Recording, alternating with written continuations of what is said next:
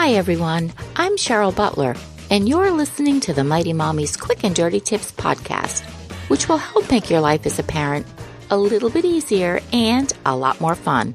Welcome! Today's episode is number 617. Here's what happened when I became a minimalist mom. Because minimalism is about focusing less on stuff and more on the things that you value, like shared experiences and time with your family. Here's what happened when Mighty Mommy gave minimalism a try, and 5 ways that your family can benefit too. Living a minimalist lifestyle goes far beyond reducing clutter. It pushes you to be more intentional about eliminating anything from your life that distracts you from what matters to you the most. It shifts the focus from material belongings to more valuable things like shared family experiences, good old togetherness, and peace of mind. Parents will try anything to find that magic, trendy solution that works. During the 25 plus years that I've been a mom, I've experienced a handful of parenting trends. I dabbled with various parenting styles, and I learned that helicopter, free range, and snowplow parenting, well, they weren't for me. Next, I enjoyed the eco-friendly movement, and then I embraced mindful parenting. And now I have a whole new appreciation for homeschooling parents. Thanks 2020, you've provided some real learning experiences. As the mom of 8, I've been open to experimenting with anything that might benefit my family. And I think I found something that clicks, a minimalist approach. Don't be frightened by this concept of focusing on the essentials. There are many ways that you can approach minimalism so that it works for your family. Here are 5 ways that minimalism can take you from overwhelmed to peaceful and save you money at the same time. So, what is a minimalist lifestyle? When I first heard the term minimalist, I shook my head and I said, no way!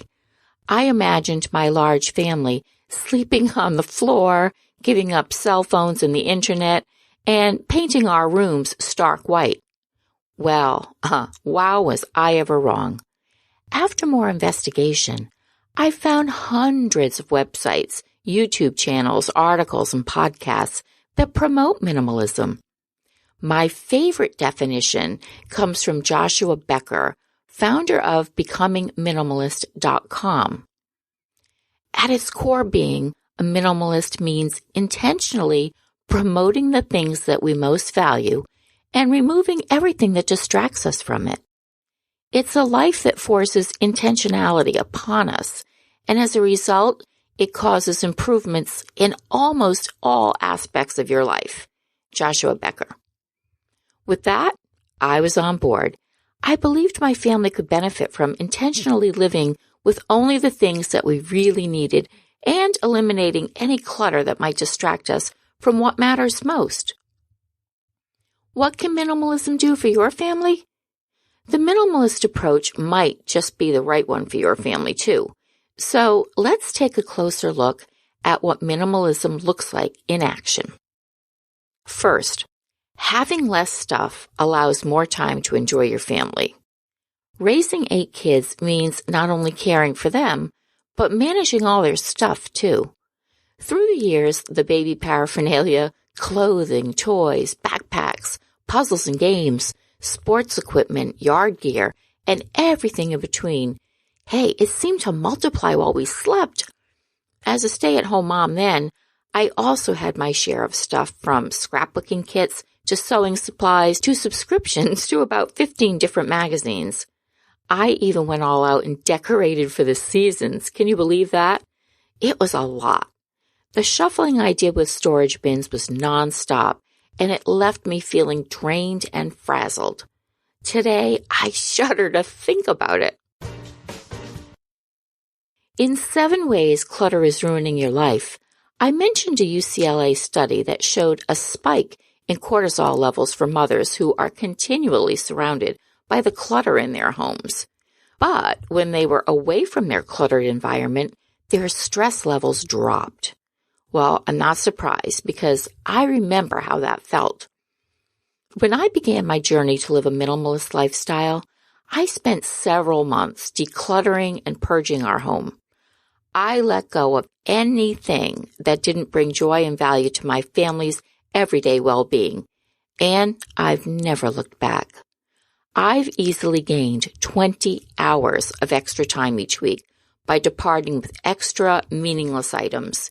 Even my kids agree, less is more when it comes to living a better quality of life.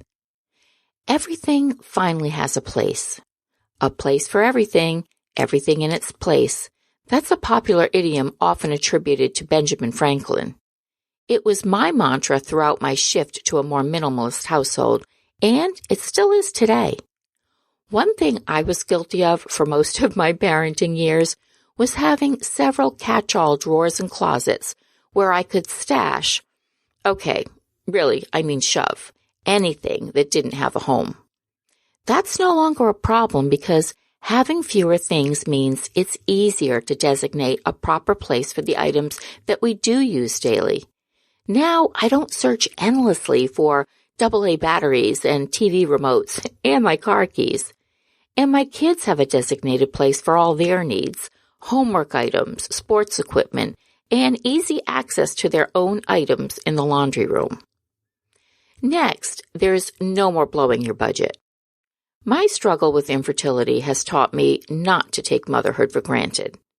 Raising a large family has been an incredible blessing in so many ways, yet it's no surprise it's also been very costly. You can't put a price tag on your child, but all parents know raising kids ain't cheap. No matter how hard I tried, I never seemed to stick with our family's budget. I chalked it up to having 8 kids, but I now humbly admit that it wasn't the size of our family that blew the budget. It was the overspending I did each month because I was shopping for things that we just didn't need. As we began living with less stuff to manage, my priorities shifted immensely. I had more space to organize my cupboards, and I could see what I had and what we needed. Impulse purchases, those soon waned, and within a few months, I had money left over at the end of each pay period, equaling extra mortgage payments. And today, that's the norm for my family, not the exception. Head over to my page at www.quickanddirtytips.com/mighty-mommy and check out a fantastic video that I have linked by minimalist guru Joshua Becker. It's called 8 Ways Minimalism Saves Money, and it sums up the financial savings beautifully. Yes, pun intended. Next, you'll value experiences over things. Even before I embraced a more minimalistic way of living, my ex-husband and I gifted our kids with experiences alongside their more materialistic requests. Trips to amusement parks, weekends away in the mountains, or an evening out at the movies and their favorite pizza place always brought a huge smile to their faces. And it also guaranteed that we as a family would have some time together away from the daily grind. Research has shown that experiences bring people more happiness than their possessions. One of the life-changing benefits of owning less is the shift in mindset that comes along with it. My emphasis is now on the importance of spending more time with my family, and I'm hoping this will result in memories that we can share for the rest of our lives. Another huge benefit to offering your family an experience versus a material item is less clutter. Most of the things we buy end up becoming burdens to us. Just ask my attic. They need to be maintained and stored. Experiences, on the other hand, those live in our minds and our hearts. They also result in better connections with our family members. When you're touring a fun museum together, you connect and you communicate. There are photo ops and video moments.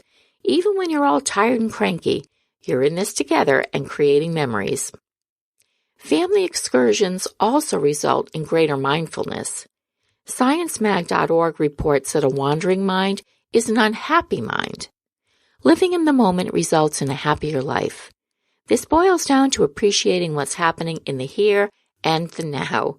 When you truly get your mind wrapped around this concept, it's freeing and it takes away the pressure to worry about the past or the future. And your family gains more quality time and peace of mind. By eliminating over 50% of our family's things, my kids, well, for the most part, they were on board, but we gained something even more valuable, our peace of mind. Within just a few short weeks of living with less clutter to maintain, I noticed a more carefree attitude amongst all of us. Our stress levels diminished and we all wanted to hang out together in our open, airy environment. This was just the beginning. Here are some of the other benefits that have unfolded since we scaled back and embraced minimalism. We have more random game nights, and this is actually at my kids' request. Everyone's reading more. We cook and eat more family meals together. The mad scramble before school and work has gotten a lot less frantic. And we're planning more family outings, and even doing laundry and tidying up, that takes so much less time now. And the immediate benefits, those create a snowball effect. Because we've got less chaos and clutter, we have more time. That means we make more phone calls to loved ones, we spend more time with our pets, we're volunteering more, and we're even getting more sleep and waking rested. And the best thing about a minimalist family lifestyle is that we don't miss all that stuff. We reaped all the benefits without sacrificing a thing. A quick tip for you, if you are not convinced minimalism is right for you and your family, you can try it on for size. Start with one area and purge everything you can live without. I cleared everything off the counters in our bathrooms and I organized under the sinks and in the linen closet. And once you get started, you'll gain some momentum and you can continue room by room. Give minimalism a try. You've got nothing to lose except too much stuff and a huge benefit to gain, time to focus on the things that really matter to you and your family. How do you feel about minimalistic parenting? Leave a comment on my Facebook page or Twitter. You can also email me at mommy@quickanddirtytips.com. Listen and subscribe on Apple, Spotify, Google, Stitcher, or wherever you get your podcasts. Next week, we'll be talking about how you can celebrate International Women's Day with your family and why it's so important to include them. So I invite you to join me for that special episode. As always, thanks so much for listening this week, and until next time, happy parenting.